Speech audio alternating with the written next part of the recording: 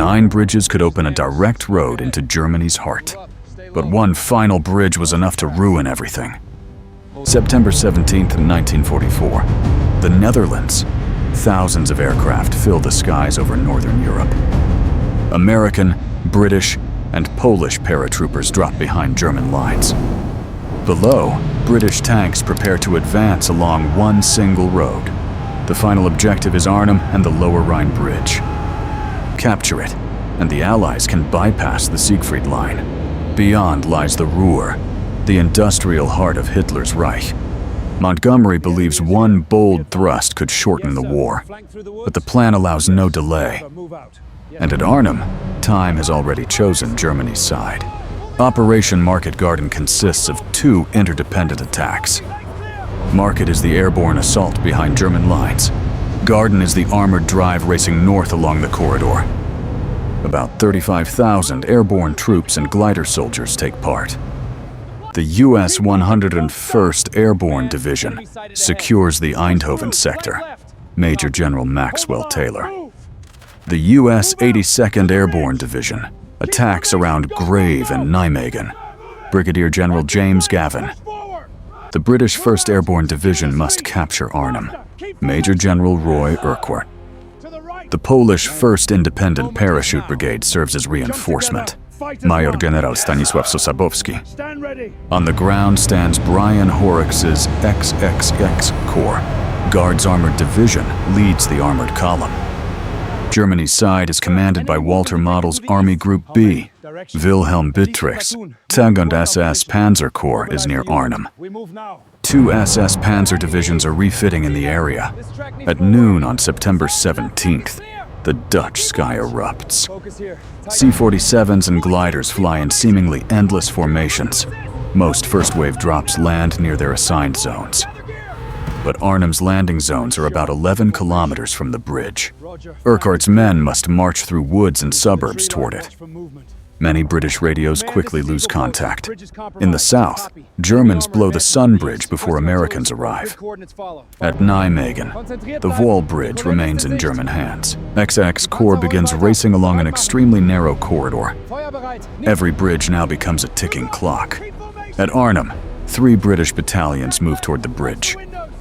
German Kampfgruppen establish blocking positions along the approaches.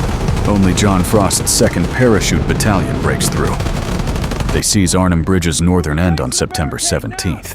About 700 men fortify the surrounding houses. Next morning, SS reconnaissance armor charges across the bridge. Piats, grenades, and small arms smash the column. But German tanks and artillery keep arriving. The rest of 1st Airborne is blocked west of Arnhem. Urquhart loses contact with headquarters for several hours. British units are gradually forced back toward Oosterbeek. At Eindhoven, the 101st captures most of its objectives. But the Sun Bridge has been destroyed before their arrival. Engineers must build a Bailey Bridge against the clock. XXX Corps reaches Valkenswaard only as the first day ends. On September 18th, British tanks enter Eindhoven. Crowds cheer, but the column stops again at Sun. Every hour lost is another hour Arnhem is being crushed. At Nijmegen, the 82nd holds Grave Bridge and Groesbeek Heights. But Nijmegen's road bridge remains under German control. On September 19th, XXX Corps links up with the Americans. Arnhem has now entered its 3rd day of fighting. Frost's men are short of ammunition, water, and medicine. German artillery blasts apart the buildings around them. Tanks move close and fire directly into defensive positions.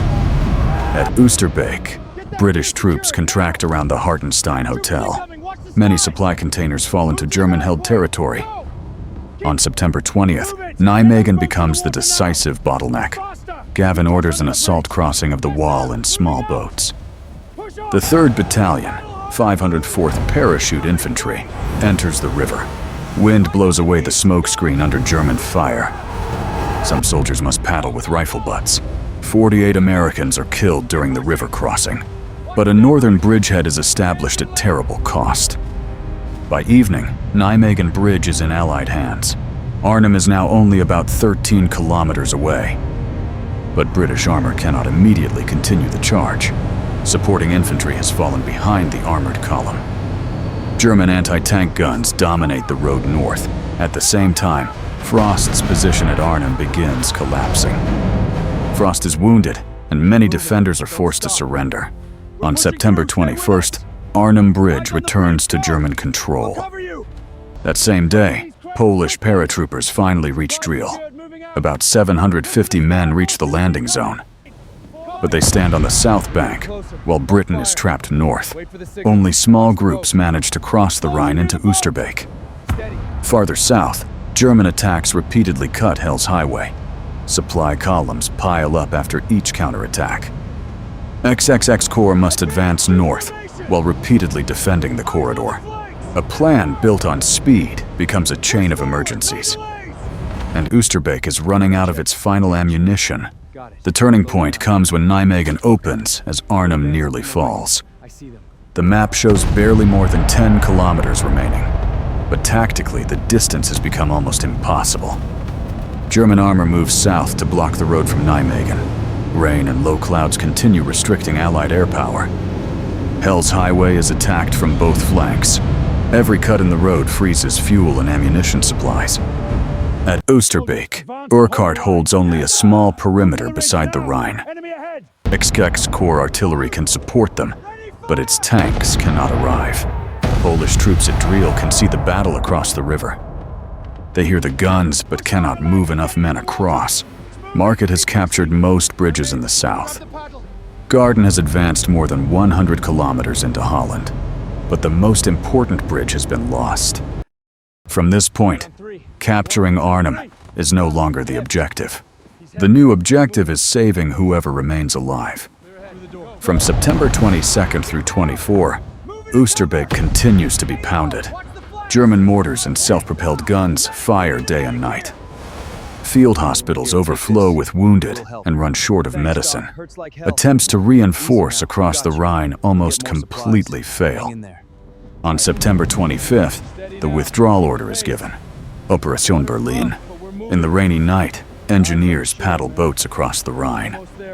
About 2,100 men reach the southern bank. Many wounded must remain behind and become prisoners. By dawn on September 26th, the Oosterbeek perimeter is gone. Arnhem Bridge remains in German hands. Market Garden ends short of its final objective. The cost of Market Garden reaches far beyond one lost bridge. Total Allied casualties are estimated above 13,000. The British 1st Airborne Division suffers the heaviest losses. About 10,000 men are committed to the Arnhem area. Only around 2,100 withdraw across the Rhine. Thousands more are killed, wounded, or captured. The US 101st suffers more than 2,000 casualties. The 82nd also loses more than 1,000 men. German losses are estimated between 7 and 10,000. Hundreds of Dutch civilians die during the fighting. Those numbers are white parachutes hanging from trees. They are small boats drifting through fire on the wall. They are wounded men waiting for rescue at Oosterbeek. And they are a road called Hell's Highway. Market Garden liberates large parts of the southern Netherlands, but it fails to establish a bridgehead across the lower Rhine. The road to the Ruhr remains closed, and the war continues. The Allies return to offensives across a broad front. Only in March 1945 do they cross the Rhine in overwhelming force. Arnhem leaves a lesson about operational ambition. Accurate intelligence means nothing if commanders do not act. Air superiority means little when weather closes the sky. Powerful tanks still depend on a single road. Airborne troops cannot hold if relief arrives too late. Market Garden goes very far, but not far enough. It becomes a symbol of courage and a fragile plan. One question remains beside Arnhem Bridge. Did it fail because Germany was stronger than expected? Or because the Allies placed victory on one single road?